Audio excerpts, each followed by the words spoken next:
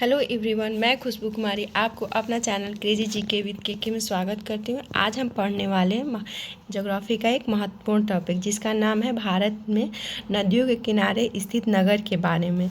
ठीक है, वो भी देखेंगे ट्रिक के साथ। तो चलिए देखते हैं और आगे बढ़ते हैं और देखते हैं आज का टॉपिक।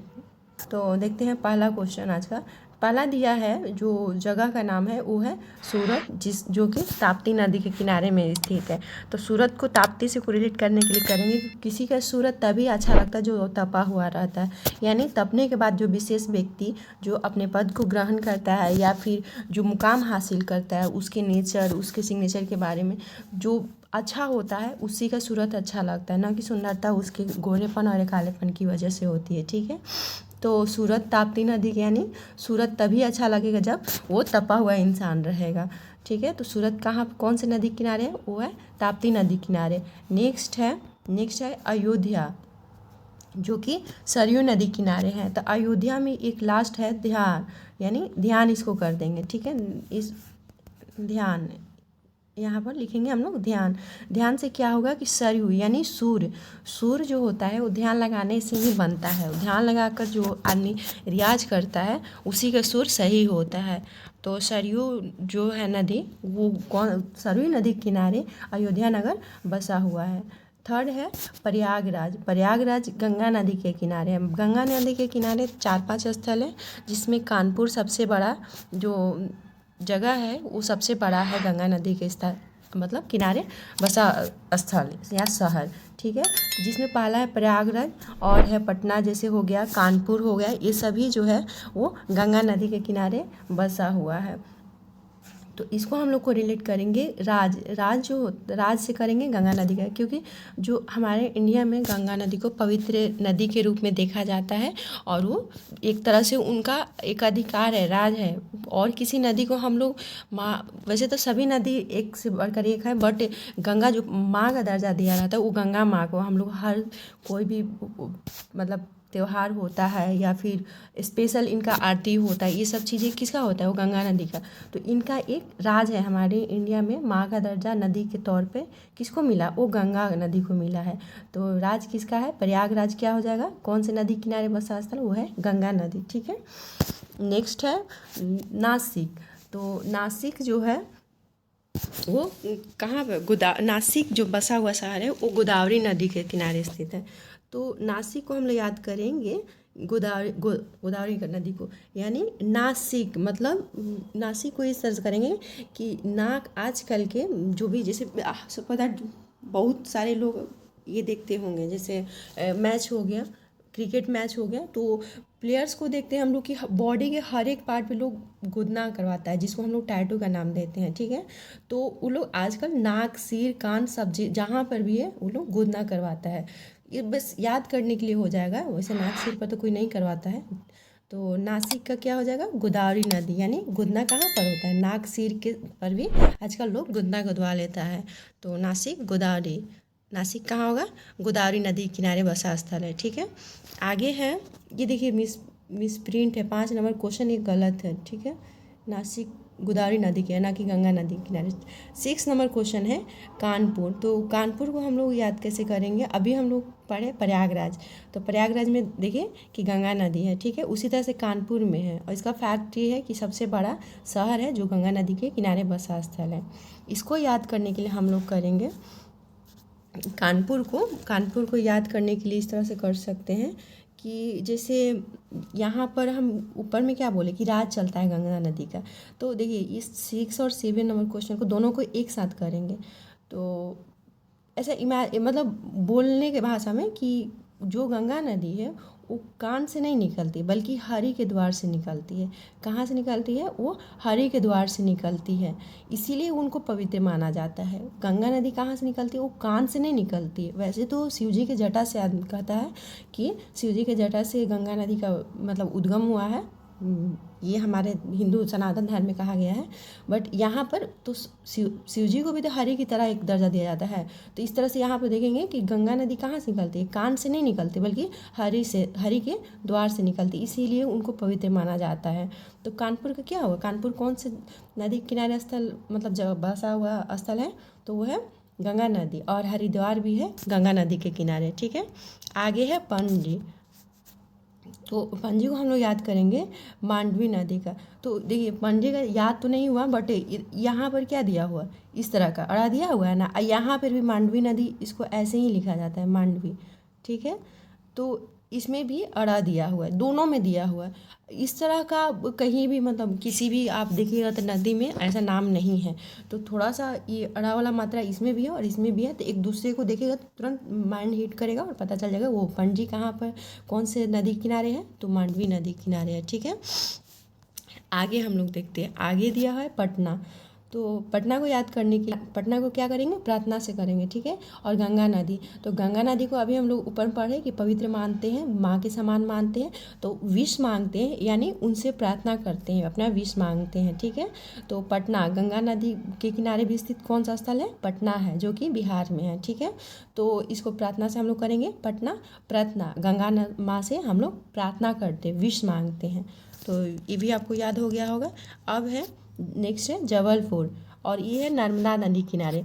इसको देखिए क्या करेंगे, यहाँ पर एक देखिए बीच में लिखा हुआ है क्या, बल, और इसमें है नर्मदा, ठीक है।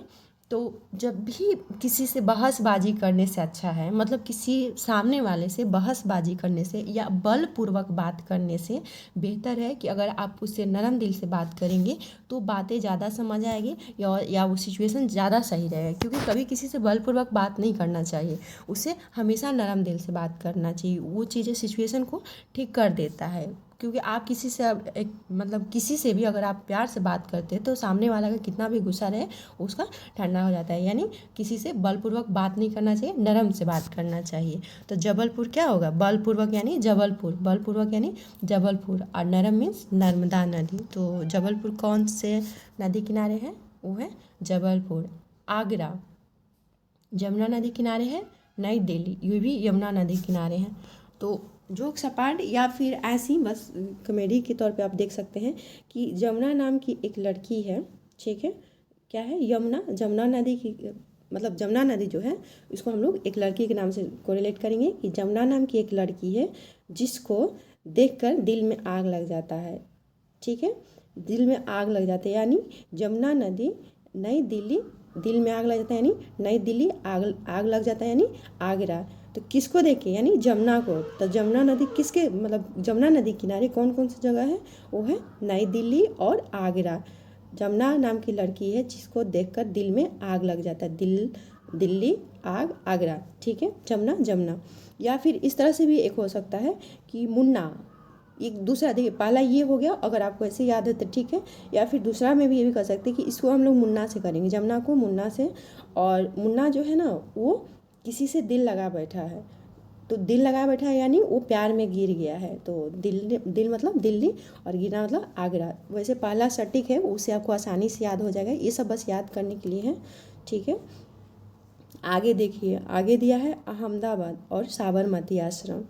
तो साबरमती आश्रम जैसे ही हमारे दिमाग में आया तुरंत हिट होता है कि जब हम लोग मतलब पहले जब हमारा देश गुलाम था तो सबसे हेड व्यक्ति जो थे वो कौन थे, वो थे महात्मा गांधी। और महात्मा गांधी का साबरमती आश्रम से सबसे ज़्यादा कनेक्शन है क्योंकि वहीं से वो शुरुआत किए थे। साबरमती आश्रम को ही 1916 या 17 में वहाँ पर आश्रम अपना गठित किए थे, और जो कि अहम था उनके लिए। जिस तरह से हमारे लिए महात्मा गांधी हमारे देश को स्वतंत्र होने में अहम थे, व्यक्ति थे, उसी तरह से महात्मा गांधी के लिए साबरमती आश्रम जो होता है वो अहम था। तो साबरमती आश्रम कहाँ होगा, अहमदाबाद में, ठीक है। आगे देखते हैं लखनऊ गोमती। तो गोमती को हम लोग करेंगे इस तरह से कि जैसे हम लोग गंगा नदी को पढ़े कि गंगा हमारे लिए पवित्र होती है, उनको हम माँ के समान करते हैं। उसी तरह से अगर हम लोग पशु में देखेंगे तो वो गौ मतलब गाय जो होती है उनको हम माता का श्रेय देते हैं। तो गो मतलब क्या होता है, गाय होता है, ठीक है।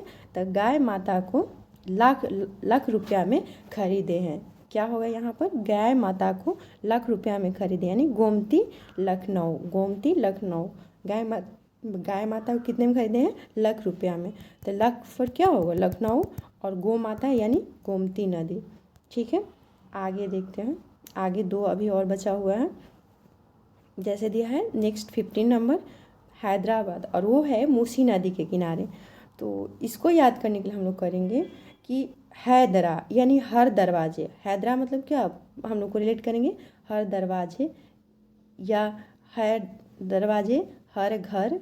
ठीक है, हर घर में लगभग मूस मतलब चूहा, एक मतलब भोजपुरी भाषा में, और लैंग्वेज का तो नहीं पता, बट भोजपुरी भाषा में चूहा को हम लोग मूस बोलते हैं। ठीक है, तो हर दरवाजे हर घर में मूस की उपस्थिति होती है, यानी मूस पाया जाता है। ठीक है, तो हैदराबाद मूसी नदी, मूस कहाँ पाया जाता है, हर दरवाज़ा, हर दरवाज़ा से हैदराबाद नहीं होगा, अगर एकदम सिमिलर वर्ड है आपको रिलेट करेंगे, हर दरवाज़ा यानी हैदराबाद, हर दरवाज़ा हैदराबाद, हर दरवाज़ा हैदराबाद, 2-3 बार आप को रिलेट कीजिएगा, फिर अपने आप याद हो जाएगा।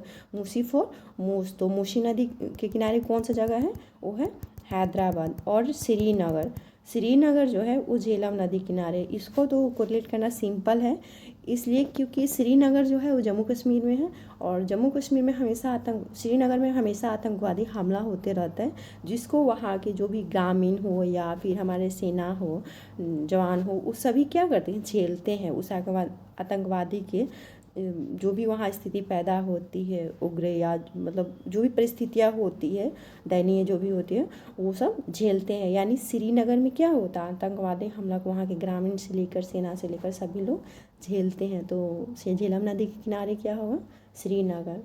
ठीक है, आज हम लोग का मतलब ये 16 जो शहर है वो हम लोग याद कर लिए ट्रिक के साथ। आई होप आपको याद हो गया होगा। मिलते हैं नेक्स्ट वीडियो में। बहुत धन्यवाद और थैंक यू सो मच। जय हिंद, जय भारत।